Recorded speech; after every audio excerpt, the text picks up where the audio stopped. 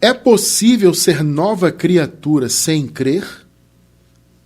Nosso versículo inicial se encontra na segunda carta do apóstolo Paulo aos Coríntios, capítulo 5, versículo 17. Vamos ler a Nova Versão Internacional. Portanto, se alguém está em Cristo, é nova criação. As coisas antigas já passaram. Eis que surgiram coisas novas. Louvado seja Deus. Igreja preciosa do Senhor, povo santo, amados de Deus, predestinados em amor, escolhidos por Deus desde antes da fundação do mundo. Igreja perfeita espiritualmente, sem ruga, sem mácula, mais do que vencedores no Senhor Jesus. Meus amados irmãos, eu quero responder a essa dúvida hoje, continuando o raciocínio que nós iniciamos na semana passada. Na semana passada, o tema do nosso estudo foi o seguinte: a partir da cruz, novas criaturas. Então hoje nós estamos continuando esse raciocínio maravilhoso para responder a esse tema. Porque o raciocínio que nós trouxemos na semana passada disse respeito ao fato de nós sermos novas criaturas, independentemente de qualquer atitude nossa.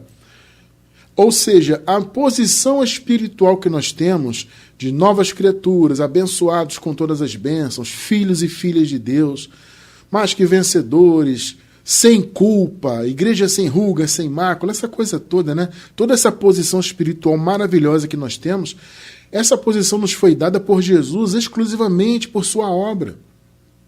Não teve qualquer participação nossa nisso. Este é o verdadeiro raciocínio do evangelho verdadeiro e genuíno, tá? Porque a religião, especialmente a que se diz cristã, ela prega totalmente o contrário do que o evangelho verdadeiro revela. A religião cristã, ela diz que você só será salvo. Veja, eles colocam a posição de salvo no futuro ainda. Ou seja, quem sabe você pode ser salvo, mas você tem que fazer a sua parte. Então a pessoa primeiro teve que aceitar Jesus, e aquele famigerado conceito que eu falo, que não tem nada que ver com a Bíblia, isso aí não tem na Bíblia, Aceitar Jesus não tem. Essa frase não existe, nem o conceito existe, tá? É uma bobagem que criaram de aceitar Jesus. Aí o cara pensa, poxa, eu tenho que aceitar Jesus, eu tenho que adentrar a uma denominação religiosa, eu vou participar então dessa denominação, eu vou fazer a classe ali dos catecúmenos, dos iniciantes, ou curso de batismo. Cada igreja ou denominação chama de uma maneira, Aí faz o curso de batismo, qualquer que seja o nome, E aí se batiza e participa da primeira comunhão, ou toma Santa Ceia, isso e aquilo, faz campanha. Então o camarada acha que a atitude dele, foi essa atitude dele, de aceitar, de se submeter à denominação, de frequentar, de cumprir ordenanças, de cumprir rituais. A pessoa acha que essas atitudes religiosas dela, essas atitudes, essas tomadas de decisões humanas, ou seja, ela decidiu, ela pensa que ela decidiu, ser de Jesus e seguir a igreja, entre aspas, que no caso é a denominação. Então a pessoa acha que essas atitudes é que levam ela a ter esta posição de quem sabe ser salvo no futuro, quem sabe ser uma eleita, uma filha de Deus. Entende? Então ela acha que é por meio dela. Há 3 semanas nós falamos, por exemplo, sobre a questão do livre-arbítrio. Trouxemos ali durante 2 semanas a verdade de que o livre-arbítrio, para o homem, ele não existe. Ele até existe, mas ele pertence só a Deus. O arbítrio livre, totalmente livre, é uma prerrogativa do Criador. Só que a religião, mais uma vez, para colocar o poder nas mãos dos homens, para dizer que os homens têm responsabilidade com a sua posição espiritual e, consequentemente, o fato de ser nova criatura, de ser salvo, isso e aquilo, ser filho, filha de Deus, a religião sempre coloca nas mãos do homem ou dos homens essa decisão, esse poder, essa prerrogativa, entende? Só que tudo isso, gente, pertence a Deus. Tá? Eu não vou entrar em detalhes, mas, claro, eu vou deixar na descrição do vídeo o link de uma playlist com esses 2 estudos sobre livre-arbítrio. É uma heresia afirmar que o ser humano tem o arbítrio livre. Então, afirmar que o homem tem livre-arbítrio é uma forma de você escantear, por assim dizer, o poder de Deus. Ah, Deus, ele é poderoso, ele é maravilhoso, ele fez a obra, Jesus se manifestou para nos salvar, mas nós temos que fazer a nossa parte que é importante. Deus fez a dele, mas nós temos que fazer a nossa. Entende? Aí que entra essa questão de que o homem tem livre-arbítrio e que o homem faz uso desse livre-arbítrio para poder aceitar Jesus e ter a sua vida ali espiritual, que no caso é uma vida religiosa, né? As pessoas confundem vida espiritual com vida religiosa. No meio da religião, as pessoas não têm uma vida espiritual de fato. Eles têm uma vida de religião. Entende? Então a religião, ela se fundamenta nessa visão de que o homem é que toma decisões, por isso que para eles o homem tem livre-arbítrio, portanto, né? Porque isso coloca a religião com uma grande importância, né? Porque se o homem tem o tal livre-arbítrio, como eles dizem que o homem tem, e repito, somente Deus tem de fato, mas eles dizem que o homem tem por quê? Porque o homem vai fazer uso desse livre-arbítrio através deles. Porque eles se colocam como a ponte, né? Ou seja, para você alcançar Deus, as bênçãos e as promessas de Deus, você tem que necessariamente passar por eles. Agora, quando a verdade do Evangelho é revelada, e você entende que, na verdade, tudo que você tem espiritualmente foi Deus que te deu 100% pela graça, sem que você tivesse qualquer participação. Aliás, você, eu, nós, sequer tínhamos nascido como seres humanos nesse mundo. E o Senhor já tinha concedido todas essas bênçãos. Por isso que aqui nós afirmamos que já nascemos com todas as bênçãos espirituais. Isto inclui, claro, a vida eterna. Isto inclui, claro, a presença do Espírito Santo. Isto inclui, claro, o fato de sermos novas criaturas, ou nova criação, né? Como está escrito na Nova Versão Internacional. Você é nova criação ou nova criatura porque Deus fez esta obra e te permitiu, então, ter esta posição como eleito ou eleita de Deus, que você é, que nós somos. Então, isso é um golpe fatal na religião. Isso derruba a importância das religiões e das denominações. Entende, amados? Porque a pessoa passa a entender que, na verdade, ela não precisa de nada daquilo. Entende? Ela não precisa frequentar templos, ela não precisa viver pagando preço, como eles falam, cumprindo ordenanças, cerimônias, sabe? E pertencendo à denominação XY. Isso não tem nenhum sentido. A nossa posição espiritual foi dada por Deus, independentemente de qualquer atitude nossa, independentemente da existência de denominações, de igrejas, entre aspas. Isso não faz sentido algum. O Evangelho não revela nada disso. O que nós vimos aqui no primeiro versículo? O Paulo disse, se alguém está em Cristo. Eu não vou entrar muito nisso, vou dar apenas uma palhinha, tá? Eu já falei disso aqui muitas vezes. E eu vou repetir só para fundamentar rapidamente o que eu tenho a dizer agora. Estar em Cristo é uma condição cronológica e pactual. Cronológica por quê? Porque tem a ver com o tempo posterior à cruz. Então tem a ver com o tempo depois da cruz. E é pactual por quê? Porque tem a ver com o novo pacto. Estar em Cristo é estar da cruz em diante. É você estar morto na carne, como já vimos, estudamos recentemente, né? Você estar morto na carne, não biologicamente, mas morto do ponto de vista teológico, né? Morto para Deus. Ou seja, Deus olha para nós e nos vê mortos do ponto de vista do velho homem, que é a carne. Então a carne, ela é apenas um veículo neste mundo, um meio de vivermos fisicamente aqui no mundo. Mas o poder que o velho homem tinha de trazer o pecado, né? De nos colocar, ou no caso colocar, né, aqueles irmãos que estavam ali antes da cruz, debaixo do pecado, consequentemente trazendo condenação, trazendo aquela posição que as pessoas tinham, né, antes da cruz, de não terem a presença do Espírito Santo, de não serem espiritualmente vivos e habilitados. Eles não tinham a presença de Deus dentro de suas vidas, os conduzindo. Então, esse distanciamento que havia entre Deus e o povo antes da cruz, havia por causa do pecado, por causa do poder do velho homem. Só que na cruz, Jesus aniquilou o velho homem. Ele matou o velho homem. Estudamos isto na semana passada. Relembramos, né? Porque, na verdade, a gente já vem estudando isso já há muitos anos, graças a Deus, né? Então, relembramos este ponto. Então, com a morte do velho homem, todos os eleitos e eleitas de Deus, todos aqueles que haviam sido predestinados por Deus antes da fundação do mundo, passaram a ter instantaneamente a posição de nova criação ou nova criatura. Entende? A posição de espirituais. Então não é uma decisão da pessoa. Eu me tornei nova criatura porque eu aceitei Jesus e eu passei a ter uma vida religiosa, né? Então antes eu tinha uma vida de uma maneira, agora eu sou religioso, então eu nasci de novo. Novo nascimento não é isso, tá? Como eu disse, o raciocínio de hoje, o estudo de hoje, é uma continuação do estudo passado. Então, se você não assistiu ao estudo passado, eu recomendo muito que você o assista assim que terminar esse aqui, tá? Mesmo que você não tenha assistido ao anterior, assista esse até o final, depois você vai pegar os outros conceitos que apresentamos no estudo anterior. Claro, o link dele sempre vai estar na descrição do vídeo, tá bom?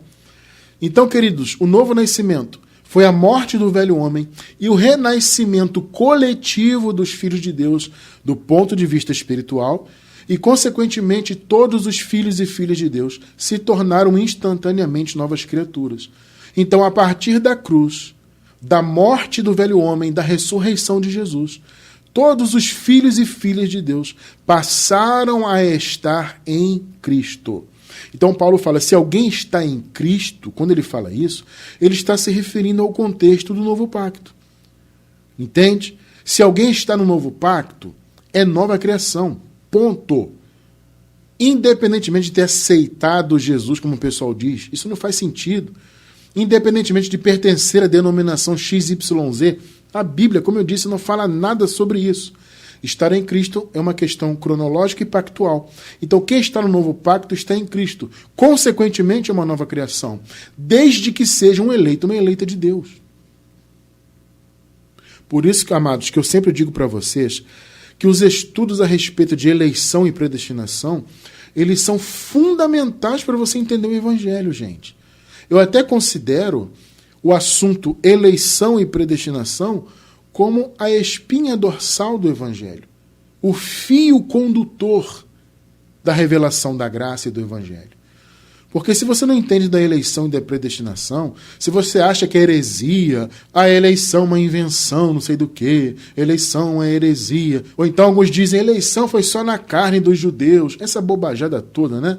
Cada um apresenta uma versão distorcida, cada um aí no sistema, né? Apresenta uma noção distorcida da eleição, isso quando falam do assunto. Não. Quando você estuda a eleição dentro da revelação da graça, dentro daquilo que o apóstolo Paulo apresentou de fato sobre o assunto, você está entendendo a base do Evangelho. Para você entender a graça, tem que entender isso aí. Por isso é fundamental estudar conosco a visão da eleição e da predestinação. Portanto, mais uma vez eu vou deixar na descrição do vídeo 2 links. Um é sobre uma trilogia que nós temos, é um resumo, né? São 3 estudos sobre eleição e predestinação. Esses estudos fazem um resumo do raciocínio.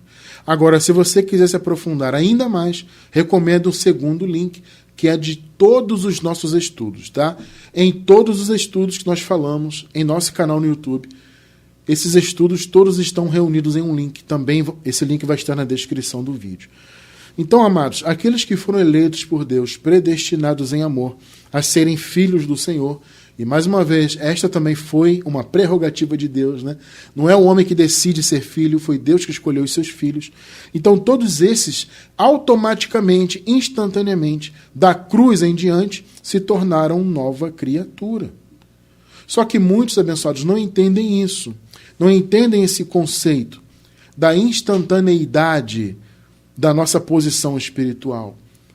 Então, muitos não entendem que as bênçãos espirituais que nós temos, e dentre elas o novo nascimento, obviamente, né, a posição de nova criação, muitos não entendem porque tem essa ignorância a respeito do Evangelho da Graça. Sabe, as pessoas pensam assim, poxa, como é que eu posso ser nova criatura? Como é que eu posso ter nascido com o Espírito Santo? Como é que eu posso ter nascido salvo com todas as bênçãos se eu nasci sem crer em Jesus? Porque na visão deles, eles têm que aceitar Jesus, crer no Evangelho primeiro, para que todas essas bênçãos venham a ser liberadas. Mais uma vez, esse é um pensamento que coloca o poder nas mãos dos homens, né? Ou seja, é a sua prerrogativa de aceitar Jesus, de usar o seu suposto livre-arbítrio para que você possa escolher Deus e aí sim, consequentemente, essas bênçãos serem liberadas. Mas, como eu digo sempre, na Bíblia não tem nada disso. Isso é uma distorção do sistema religioso para colocar o sistema como base da fé das pessoas. Entende? Então, essa ideia de que eu preciso crer primeiro, aceitar Jesus, crer, etc., para que eu tenha, então, todas as bênçãos, ou para que elas se manifestem, etc., e, consequentemente, nascer de novo, né? E ser uma nova criatura está incluído nisso, e ter a vida eterna, tudo isso depende do meu crer, do meu livre-arbítrio, da minha posição que eu tomei. E aí a pessoa pensa, bom, se eu tenho que crer primeiro, aceitar Jesus, etc., e eu não nasci crendo, porque ninguém nasce crendo, né? Então como é que eu posso ter nascido justo? Como é que eu posso ter nascido salvo quanto à eternidade? Ter nascido com o Espírito Santo, sem ter crido no Evangelho? Então, abençoados, eu quero responder essa pergunta hoje, já que na semana passada nós falamos sobre isso, né? Nós já nascemos novas criaturas. A partir da cruz, novas criaturas. Muitos se apegam, por exemplo, ao que Paulo, escrevendo aos Efésios, disse, né? Olha, Efésios, vocês ouviram o Evangelho, vocês creram, então vocês foram selados com o Espírito. Então as pessoas pegam aquilo que Paulo falou e isso que aconteceu ali e querem trazer para os nossos tempos. E aquilo que eu já expliquei. A posição da igreja primitiva é totalmente diferente da nossa, pelo simples fato de que eles nasceram ainda debaixo do pecado. Gente, isso é uma diferença fundamental. Eu não posso pensar que a minha experiência como igreja é semelhante à deles. Não é. Eles nasceram sem as promessas. Eles nasceram com um velho homem vivo, entre aspas, né? Ou seja, como um agente de condenação, né? Um velho homem, então, impondo o pecado, etc. Eles nasceram nesta condição, aqueles irmãos naquela época. Então, eles nasceram ainda antes de Cristo, antes da cruz. Vocês estão entendendo? Debaixo do pecado, debaixo da condenação. Sem as promessas, portanto, sem o Espírito Santo habitando neles. Então, é claro que a experiência é diferente. Eles nasceram no antigo pacto. Nós já nascemos com um novo pacto estabelecido, com o reino de Deus já manifesto. Então, claro que a experiência é outra. Então, naquela ocasião, eles ouviam o Evangelho, eles criam e o Espírito Santo vinha habitar neles, porque eles tinham nascido sem ele, sem a promessa. Então, a igreja primitiva viveu a transição. Entende? A igreja primitiva viveu o derramamento do Espírito Santo, porque eles nasceram sem ele e o Espírito, então, veio habitar neles a partir da pregação do Evangelho. Isso é uma coisa óbvia. Então, veja, é indiscutível que eles recebiam a promessa do Espírito quando eles ouviam e criam. Claro que eles recebiam, eles não tinham a promessa. A promessa foi liberada da cruz em diante. Então é claro que isso é indiscutível. Só que veja bem, amados, a palavra não diz que o Espírito vem necessariamente pela pregação. Entende? Uma coisa é a pregação ser o único fator. Outra coisa é a pregação ser um dos fatores naquela época. Vocês estão percebendo a diferença? Em momento algum, a palavra diz que a pregação é o único fator. A palavra não diz isso. A palavra diz, a promessa de Deus, é que ele derramaria o seu Espírito sobre toda a carne. Ponto. Naquela época, como eles haviam nascido sem a promessa, sem o Espírito, à medida que eles ouviam, é claro que o Espírito Santo descia. Era o início do cumprimento das promessas. Eles estavam vivendo um período transitório. Quando Jesus retornou no ano 70, trazendo o seu reino, tudo foi consumado. As promessas todas foram liberadas. O reino se manifestou espiritualmente. Entende? Então eu não tenho que achar que hoje em dia eu estou em busca das promessas. Como vocês veem por aí, vamos buscar o Espírito Santo. Quantas vezes, irmãos, quando eu pertencia à denominação pentecostal, eu vivi buscando o Espírito Santo como se eu não tivesse.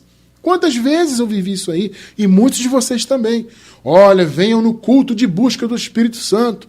A campanha onde nós vamos orar e o Espírito Santo vai vir sobre as suas vidas.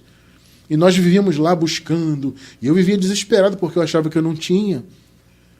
E eu via as pessoas ali falando em línguas, entre aspas, né? Essas línguas que não tem nada a ver com a Bíblia, né? Um movimento totalmente carnal, né? Porque o dom de línguas, também já estudamos isso aqui, ele é um dom idiomático, dom de idiomas, né? Terrenos.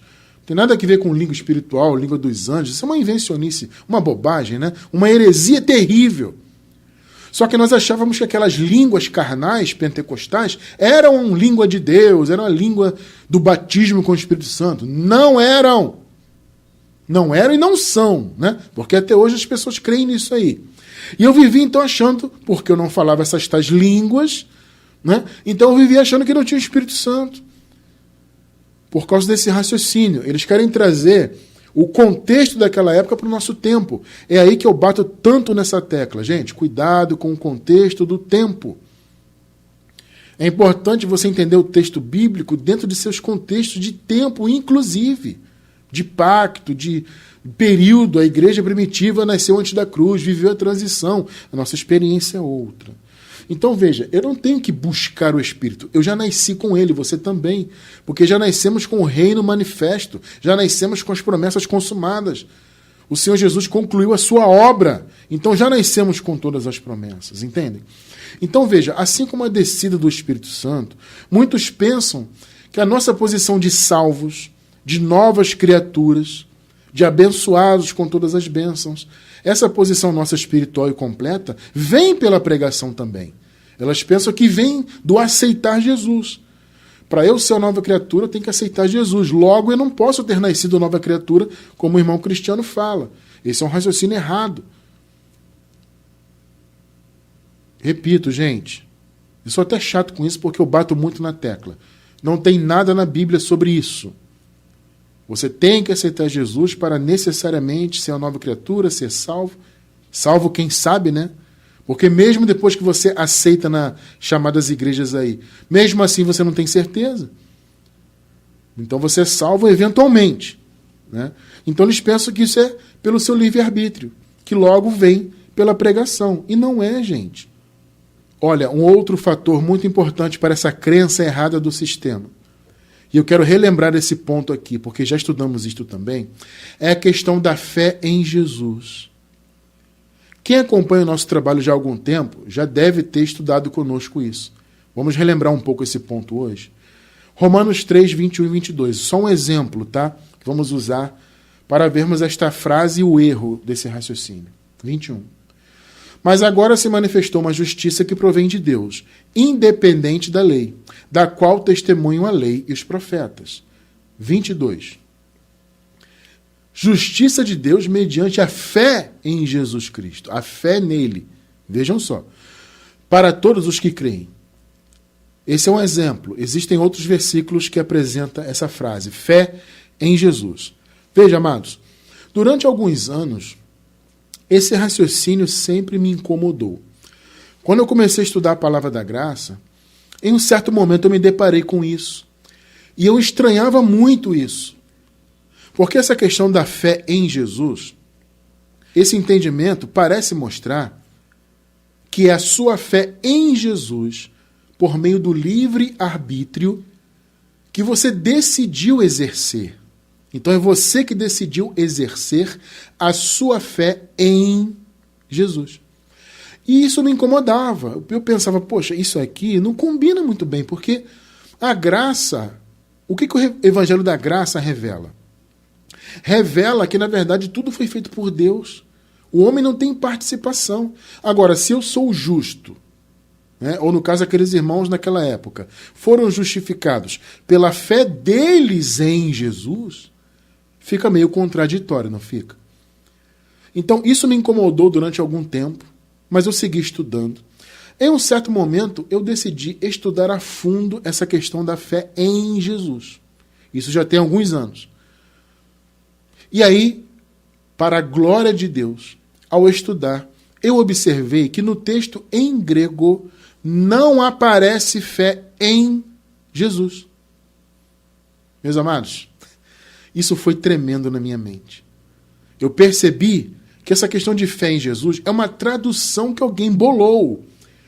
Alguém pensou assim, na hora de traduzir, bom, se sou eu que decido por Jesus, então aqui está dizendo fé em Jesus, e a minha fé é em Jesus.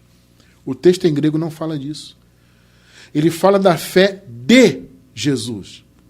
Isso muda tudo. Por quê? Porque se eu nasci justo, e aqueles irmãos da igreja primitiva foram justificados, não foi pela fé deles em Jesus, foi pela fé de Jesus. E aí você se aprofunda no sentido da palavra fé, no grego é pistis.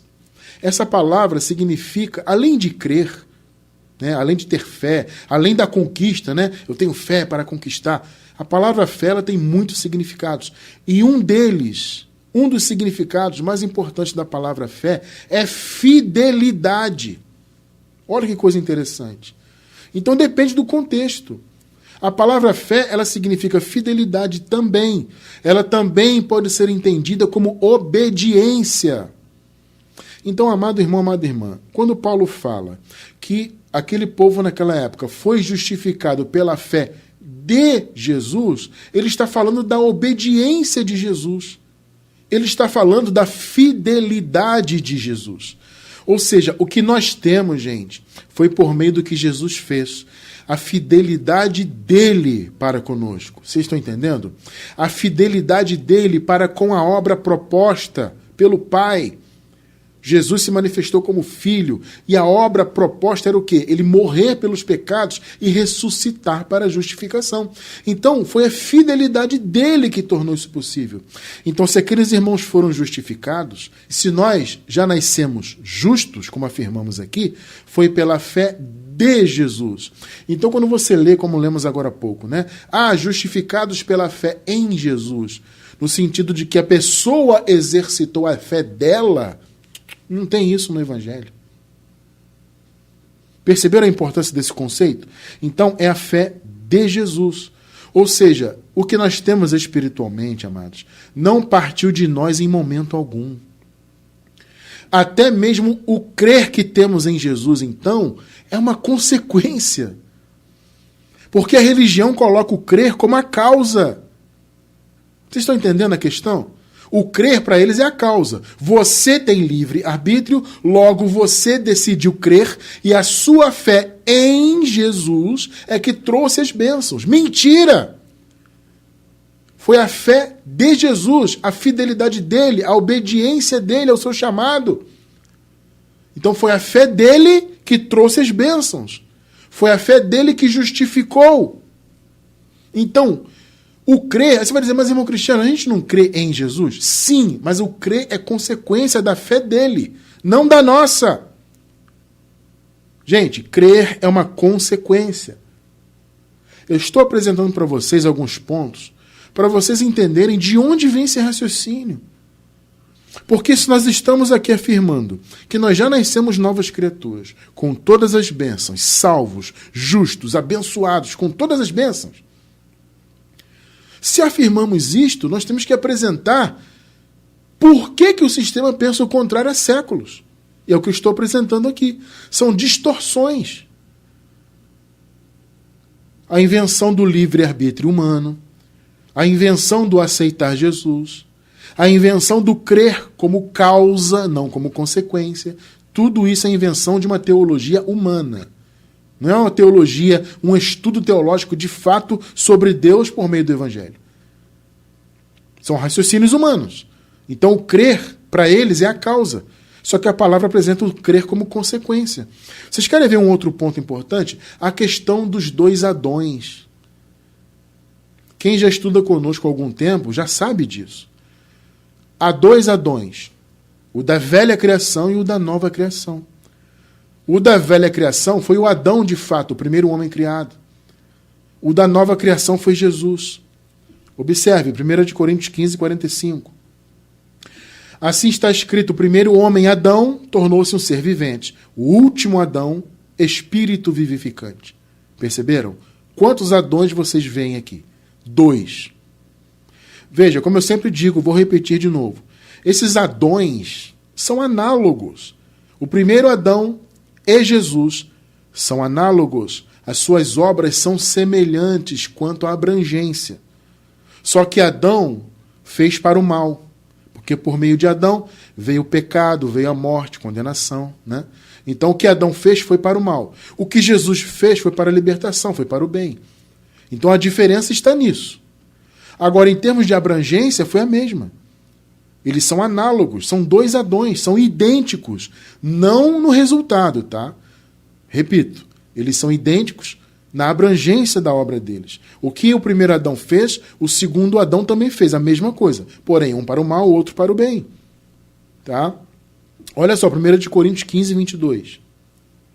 Pois, da mesma forma, ressalte isso na sua mente, meu irmão, minha irmã. Da mesma forma, pois, da mesma forma como em Adão todos morrem, em Cristo todos serão vivificados. Aqui o verbo está no futuro, serão, porque eles estavam antes do ano 70, antes da ressurreição, portanto, antes da vinda do reino. Irmão Cristiano, eu estou estudando a graça com o irmão, eu não sei nada sobre o ano 70, para mim ainda vai vir no futuro a ressurreição, para mim Jesus ainda vai voltar, o reino ainda vai vir. O irmão está dizendo que tudo isso já aconteceu? Sim, estou dizendo. Vou deixar para você que não entende desse assunto ainda o link dos nossos estudos de escatologia consumada. Esses estudos também são fundamentais para entendermos então o Evangelho em nossos tempos. Você tem que entender de eleição e predestinação e de escatologia consumada para você ter uma visão bem ampla do Evangelho. Tá bom? Então veja, com a vinda do reino, todos os eleitos de Deus foram vivificados. Então o verbo aqui está no futuro, porque o reino ainda estava por vir. Tá bom? Só que na verdade já foram. Então vamos ler em nosso contexto de tempo, ou trazendo para o nosso contexto. Pois da mesma forma como em Adão todos morrem, em Cristo todos foram vivificados. Da mesma forma. Lembrando, mais uma vez, esse conceito de todos, aqui são todos os eleitos de Deus. Paulo não está falando dos filhos da perdição. Eles não entram na conta, gente, porque a perdição é má semente, a perdição é erva daninha. Erva daninha não entra na conta. Então, quando Paulo fala todos, ele fala dos muitos eleitos e eleitas de Deus. Então, todos os eleitos de Deus foram mortos em Adão. Ah, mas os da perdição também não foram? Sim, também. Só que, repito, eles não entram na conta. Isso está muito bem explicado em nossos estudos de eleição e predestinação. Não vou explicar hoje que não dá tempo. Então, todos os eleitos de Deus passaram por essa condição de pecadores antes da cruz por meio de Adão. Perceberam? Agora existe aquela pergunta que eu sempre faço e que muitos debocharam de mim quando eu falei isso aqui a primeira vez. Houve várias pessoas que vieram debochar no YouTube, por e-mail, até mandando e-mail, quando eu falei assim, olha, por acaso alguém precisou aceitar o primeiro Adão? Ou crer no primeiro Adão? Aí muitos vieram debochar. Que loucura, isso não existe. Eu falei exatamente, isso não existe. Da mesma forma, olha o conceito, grava isso, da mesma forma como foi com o primeiro Adão, foi com o último. Você acabou de ler comigo. Então, se foi da mesma forma, e se esses Adões são análogos, então a abrangência da obra deles foi a mesma e o resultado foi o mesmo, repito, só que um para o mal, outro para o bem. A única diferença está nisso. Mas são 2 Adões, um da velha criação e outro da nova.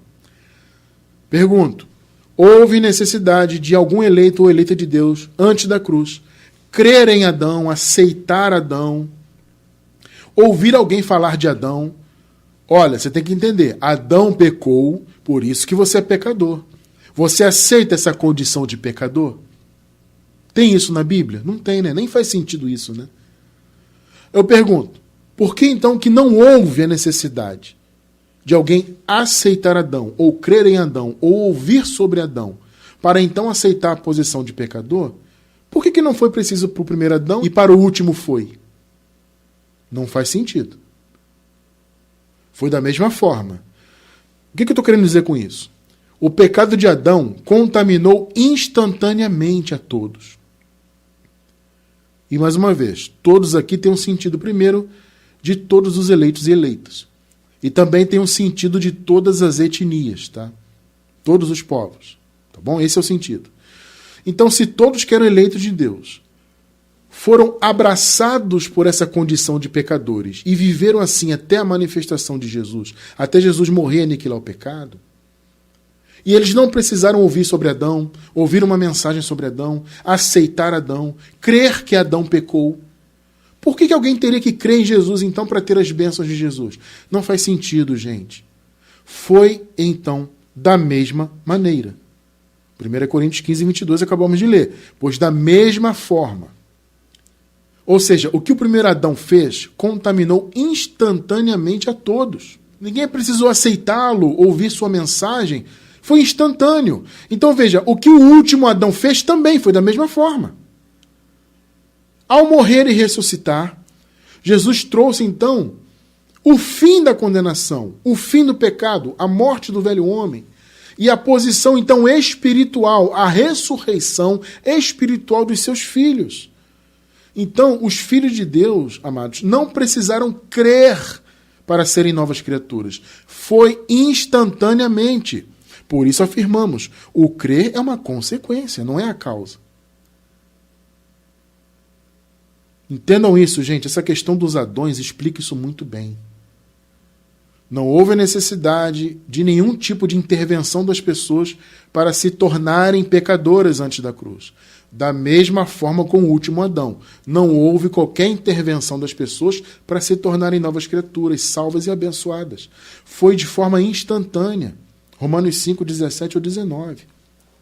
Se pela transgressão de um só a morte reinou por meio dele, muito mais aqueles que recebem de Deus a imensa provisão da graça, que são seus eleitos, né? E a dádiva da justiça reinarão em vida por meio de um único homem, Jesus Cristo. 18. Consequentemente, assim como uma só transgressão, olha só, assim como, tá vendo? Da mesma maneira, como lemos em Coríntios, né? Agora estamos em Romanos. Assim como uma só transgressão resultou na condenação de todos os homens, todas as etnias, todos os eleitos, assim também um só ato de justiça resultou na justificação que traz vida a todos os homens. Da mesma forma, foi instantâneo. 19.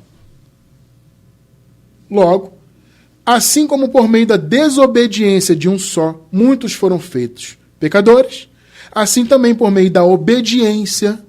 Olha o que eu falei para vocês agora há pouco. A palavra fé, ela significa fidelidade, também pode ser entendida como obediência. Está vendo como as peças se encaixam? Foi pela fé de Jesus, pela fidelidade dele, pela obediência dele. Por meio da obediência de um único homem, muitos serão feitos justos. Mais uma vez, o verbo está no futuro porque eles estavam antes do juízo. Ou seja, muitos foram feitos justos, justificados no juízo final. Ou seja, na cruz, ao aniquilar o velho homem e, consequentemente, ressuscitar, Jesus tornou o perdão, a salvação, a posição de novas criaturas uma realidade para todos instantaneamente, imediatamente. Perceberam, gente? Foi instantâneo. E aí a salvação se consumou de uma vez por todas no ano 70. Mas a provisão foi dada na cruz e na ressurreição. Como Paulo falou, que lemos no início. Quem está em Cristo, ou seja, quem está da cruz em diante, que tem o seu velho homem morto, já é uma nova criatura. Não precisou aceitar Jesus, crer em Jesus, nada disso, foi instantâneo. Então, o crer é uma consequência, o crer não é a causa. Vamos ver isso biblicamente? Estamos relembrando alguns pontos que já estudamos há algum tempo, né? Várias vezes, inclusive, mas é sempre bom para reforçar. E veja, há muitos irmãos novos, graças a Deus, né? Que vão se achegando ao conhecimento. Esses irmãos precisam desses fundamentos abençoados. Por isso que nós relembramos, vez por outra, esses fundamentos. É muito importante, porque muitos irmãos ouvem as pregações que fazemos recentes e entram em contato com as mesmas dúvidas que vocês que já conhecem tiveram no passado. Então os irmãos perguntam, irmão Cristiano, mas veja bem, como assim eu já nasci nova criatura? Mas eu não tinha que crer, não tinha que ouvir o Evangelho. Como eu posso ter nascido com o Espírito Santo? Salvo, sempre salvo. Eu sempre aprendi que eu tinha que ouvir, aceitar Jesus. Vocês estão entendendo? Então a gente está trazendo aqui os pontos para os irmãos entenderem, para vocês que já conhecem, relembrarem, e para os irmãos que não conhecem, passarem a conhecer. Né? Então vamos lá, João 10, 27 e 28. As minhas ovelhas ouvem a minha voz. Ovelha aqui é uma metáfora para os eleitos. Por que ovelha? Porque os eleitos de Deus são conduzidos pelo Senhor. E as ovelhas eram conduzidas então pelo pastor. Então Jesus faz essa metáfora, né? As minhas ovelhas ouvem a minha voz. Eu as conheço, elas me seguem. Por que Jesus diz que as conhece? Porque elas foram eleitas antes da fundação do mundo. Então elas me seguem. Eu lhes dou a vida eterna e jamais perecerão. E ninguém poderá arrancá-las da minha mão. Perceberam? Tremendo isso, né? Agora veja o 26. Por que as ovelhas ouvem a voz? O contexto imediato. Vamos voltar a um versículo aí.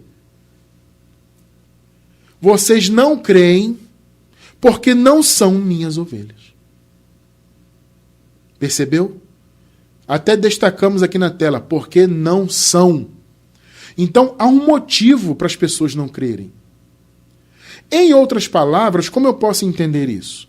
Eu posso entender que antes de alguém crer, esta pessoa necessariamente tem que ser ovelha, entre aspas. Ou seja, uma eleita de Deus. Então, o que eu entendo disso por tabela? Eu entendo que o crer é uma consequência desta posição de filho, filha de Deus. Então, ninguém se torna filho porque creu. O crer é uma consequência. Ah, mas irmão Cristiano, lá em João, capítulo 1, diz que aqueles que o receberam e creram, receberam o poder de se tornarem filhos de Deus. Sim, crer como consequência. Porque, na verdade, a pessoa já era filha no Espírito. Perceberam? E por ser filha espiritualmente, ela crê como consequência disso. E aí ela se torna uma filha adotada neste mundo. Porque no Espírito somos filhos de fato. Mas como seres humanos somos adotados. Entende? Então veja, a posição que temos, a capacidade que tivemos de crer. Se hoje você crê em Jesus, crê no Evangelho da Graça, principalmente, né? Em Jesus como Deus, Jesus que ressuscitou e agora é Deus. Se você crê dessa maneira, é porque você, antes de crer, já era ovelha e eleito dele. Consequentemente, você já havia nascido. Nova criatura, com todas as bênçãos, salvo, salva, para sempre. Esse é um conceito maravilhoso, gente, que demonstra que tudo foi Deus que fez. Esse é o grande ponto. Então não foi o meu crer que me levou a ter as bênçãos de Deus. Não.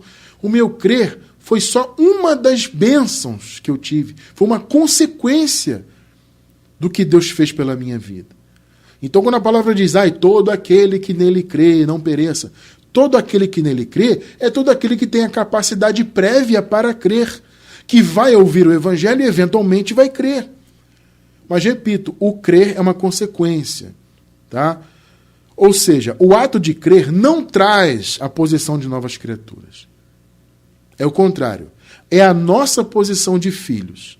Consequentemente, sermos novas criaturas é que nos capacita e eventualmente nos leva a crer. Antes de crer, você já é nova criatura. Perceberam? Você já é filho, filha de Deus. Você já nasceu assim, salvo, sempre salvo, do ponto de vista da eternidade, tá? Que eu digo. Você já nasceu com todas essas bênçãos. E esta posição te levou a crer. Aí alguém pergunta, mas irmão Cristiano, então por que pregamos? São várias perguntas, né? Se já nascemos novas criaturas, abençoados, se o crer ele é uma causa, por que eu prego então? Por que precisamos pregar? Porque eu sempre aprendi que a pregação era para a pessoa usar o livre-arbítrio dela, crer e assim ser salva. Quem sabe? É o que nós aprendemos, né? Só que o Evangelho nos mostra uma coisa bem diferente. Então, por que pregamos? Porque a pregação traz a salvação aqui, na mente. Não é salvação eterna. Salvação eterna, vida eterna, todos os filhos e filhas de Deus receberam na cruz, na ressurreição de Jesus e na vinda do reino de Deus, na consumação de todas as coisas. Ponto. Foi instantâneo. Ninguém precisou aceitar Jesus, crer em Jesus, para alcançar essas posições. Repito, o crer é uma consequência.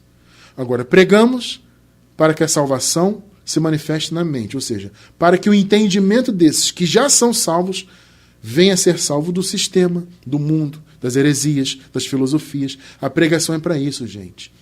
Romanos 1,16. Não me envergonhe do evangelho, porque é o poder de Deus para a salvação de todo que crê como consequência, né? Primeiro dos judeus, depois do grego. O conhecimento do evangelho traz a salvação da mente, do entendimento. Por quê? Porque a vontade de Deus é essa, gente. Veja bem, Deus salvou os seus filhos de uma vez por todas? Sim. Todos foram salvos instantaneamente, 100% pela obra de Jesus e pela graça? Sim. E esses que foram salvos, Deus, o desejo dele é que esses também alcancem o conhecimento da verdade. É a vontade de Deus, por isso pregamos. 1 Timóteo 2, 3 e 4. Isso é bom e agradável perante Deus, nosso Salvador, que deseja que todos os homens sejam salvos e cheguem ao conhecimento da verdade. É a vontade de Deus. Todos os homens aqui, todos os tipos, tá? Tanto que no contexto Paulo fala dos homens de poder, de eminência. Ou seja, a pregação do evangelho é para todos, não só para as pessoas mais humildes, pobres, pessoas que não têm uma importância social, vamos chamar assim, mas é para todos, para os homens em eminência. Paulo fala, orem por todos, todos os tipos. Esse é o sentido aqui, tá? Ou seja, Deus quer que todos os seus eleitos, de todos os tipos, de todas as etnias, de todas as classes sociais, cheguem ao conhecimento da verdade.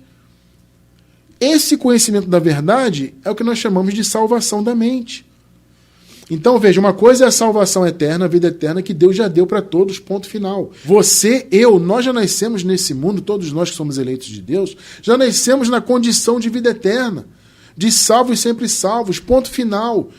Independentemente do crer, e mesmo que nós não viéssemos a crer no Evangelho da Graça, sendo eleito de Deus, se morrêssemos, e muitos morreram nesta condição, mas morreram sendo ovelhas eleitos do Senhor, morreram com a vida eterna, porém não conheceram o Evangelho, não tiveram a salvação manifestada em suas mentes. E Deus quer que seus filhos conheçam a verdade aqui, não só na eternidade, mas aqui, para que aqui possamos servi-lo em espírito e em verdade, para que aqui possamos ser a luz do mundo e o sal da terra, para que aqui possamos alcançar os galardões, porque Deus é galardoador. Então a pregação do Evangelho não visa salvar alguém para a eternidade, visa trazer o conhecimento para que essa pessoa transforme a sua vida e sirva a Deus com boas obras. Não é servir a Deus na religião. Religião não é servir a Deus, tá? Ser religioso não é servir a Deus. Coloquem isso na cabeça de vocês. Servir a Deus é ser luz do mundo e sal da terra. É fazer boas obras, é ser uma referência de bondade, de benevolência, de fé na sociedade. Isso é servir a Deus. Então a pregação do Evangelho é para que a salvação no entendimento se manifeste. Ou seja, para que o entendimento do eleito e da eleita de Deus se manifeste. Gente, infelizmente, muitos irmãos que eram eleitos de Deus, eram da boa semente, por isso eram pessoas boas, pessoas de boas obras, mesmo sem ter o conhecimento. Meus amados, vejam só, quantas pessoas nós já conhecemos nessa vida, de boa índole, boas obras, pessoas absurdamente benevolentes e amáveis, que sequer conheciam o Evangelho, ou conheciam o Evangelho distorcido, sabe, evangelho católico, evangelho entre aspas, né? Ou evangelho entre aspas dos evangélicos protestantes, é uma distorção do verdadeiro, mas ainda assim eram pessoas absurdamente boas, maravilhosas, pessoas amáveis e de boas obras. Gente, isso é fruto de quê? Da natureza boa da pessoa. Só que, infelizmente, estas pessoas, muitas delas, não tiveram a oportunidade de conhecer o evangelho verdadeiro.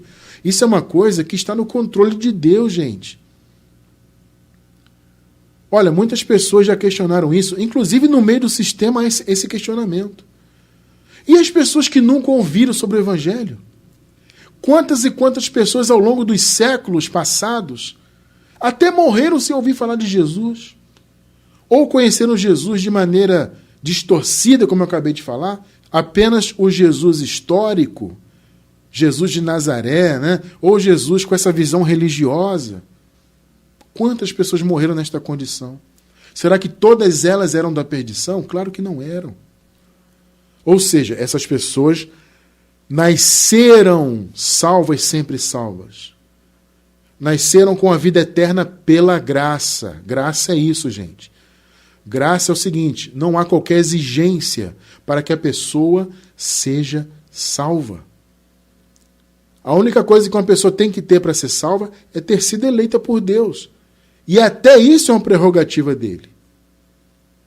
Então, eu diria até, eu ia dizer milhões, mas eu diria até bilhões de pessoas nesse mundo já morreram sem conhecer o Evangelho. Ou seja, a mente dessas pessoas não foi salva. Essas pessoas morreram em várias condições mentais. Pela misericórdia de Deus, o Senhor nos permitiu conhecer o Evangelho da Graça e ter o nosso entendimento salvo. Por isso que eu digo, você tem que ser muito, muito grato a Deus, grata a Deus, por conhecer a graça. Porque é um privilégio que muitíssimas pessoas não tiveram, ainda que fossem salvas quanto à eternidade. Então a pregação do Evangelho é para isso.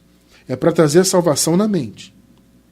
Para resgatar a pessoa da religião ou de qualquer que seja a condição mental dela. Seja ateísmo, sejam filosofias diversas. Porque é a vontade de Deus, você acabou de ler.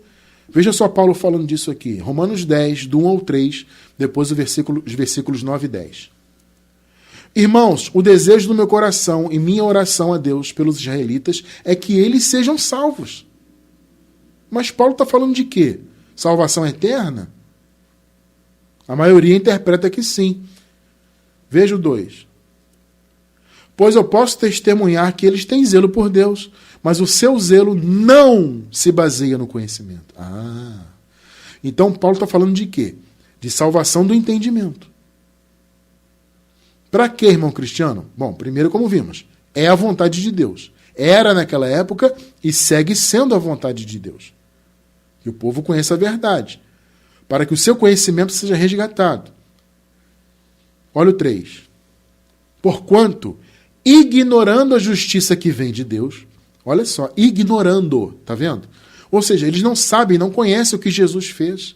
Eles têm zelo por Deus, eles são religiosos, mas ignoram a verdade, ignoram a justiça. Por causa disso, eles procuram estabelecer a sua própria.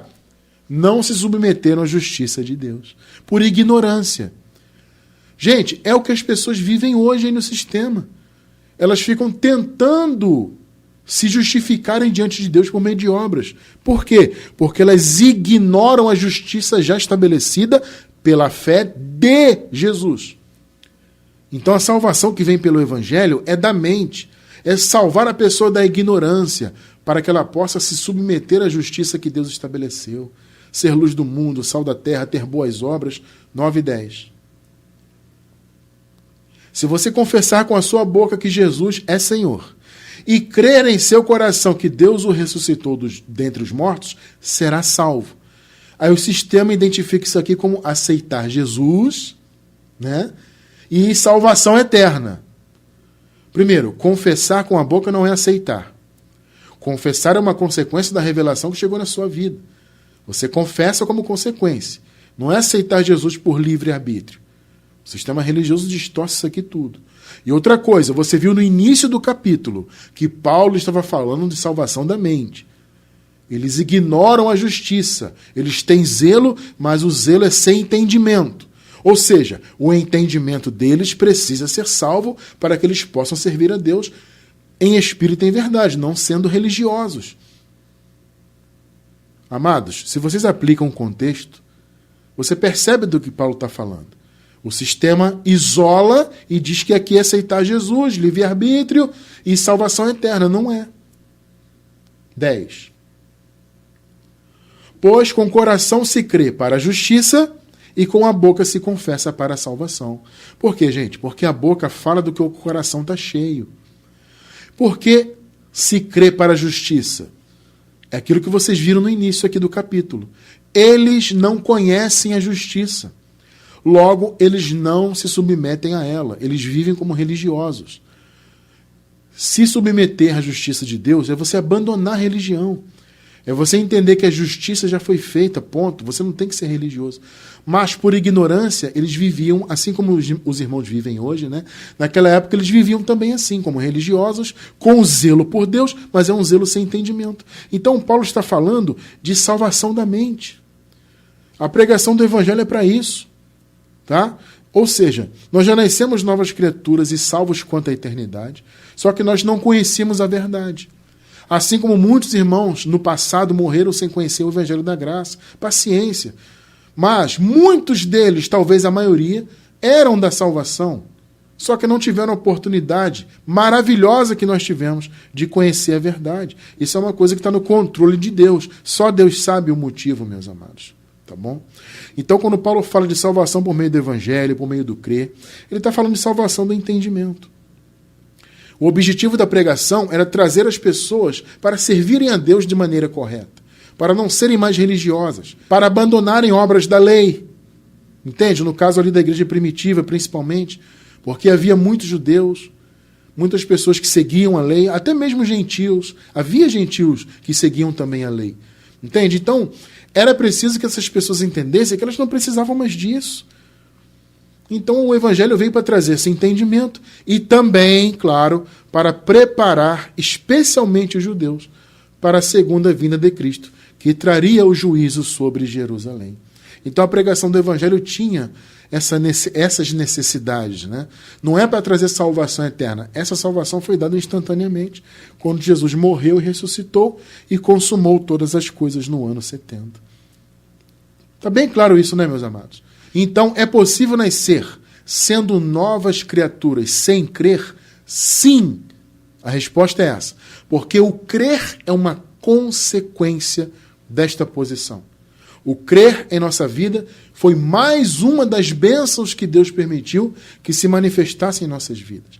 Nós já nascemos abençoados com todas as bênçãos espirituais em nosso espírito, todas elas. Só que nós ignorávamos isto. Por isso que por algum tempo, apesar de nós já termos nascido com o Espírito Santo, com todas as bênçãos, com a vida eterna, nós vivíamos como religiosos, ou como ateus, ou acreditando em filosofia A, filosofia B, espiritismo e qualquer outro ismo, né? Antes de conhecer o Evangelho, nós vivíamos assim, por ignorância. Não é porque nós não éramos salvos, não é porque nós não éramos novas criaturas. Já éramos espiritualmente perfeitos, espiritualmente habilitados, com todas as bênçãos. Só que a ignorância não nos permitia viver tudo isso. Então, a salvação da mente, além da eterna, nos alcançou. Então, respondendo à pergunta mais uma vez, é possível alguém nascer neste mundo sendo nova criatura? Sim, se ela é uma eleita de Deus, se ela faz parte da boa semente, se ela é uma boa semente. Ela nasceu, então, salva sempre salva, com todas as bênçãos espirituais. E ela tem, portanto, a capacidade de crer no Evangelho eventualmente, ao ouvir a pregação da verdade. Esse é o ponto de hoje. Entende? Portanto, quero encerrar com Efésios capítulo 1, versículo 3. Bendito seja o Deus e Pai de nosso Senhor Jesus Cristo, que nos abençoou com todas as bênçãos espirituais nas regiões celestiais em Cristo. Meu amado irmão, minha amada irmã, a sua vida nesse mundo é uma região celestial. Sabe por quê? Porque você é um ser espiritual. E a palavra diz que o reino de Deus habita em nós. Jesus disse, né? Quando o reino vier, ele não virá com aparência exterior. Ele estará dentro de vocês. Então, a sua vida é uma região celestial. Você é a luz do mundo. Entende? O seu espírito é uma região celestial. E nele estão todas as bênçãos. Você já nasceu com ele, porque você, nós, já nascemos no período da graça eterna, com todas as obras de Jesus consumadas, todas as bênçãos liberadas. E aí sim, Por causa disso, por causa desta posição, é que, como consequência, nós cremos no Evangelho. Por isso, hoje vivemos submetidos à justiça que Deus estabeleceu por meio de Jesus. A justiça eterna e maravilhosa que foi dada 100% pela graça. Que o nosso Criador, nosso Senhor Jesus, seja louvado para todo sempre por isso. Amém.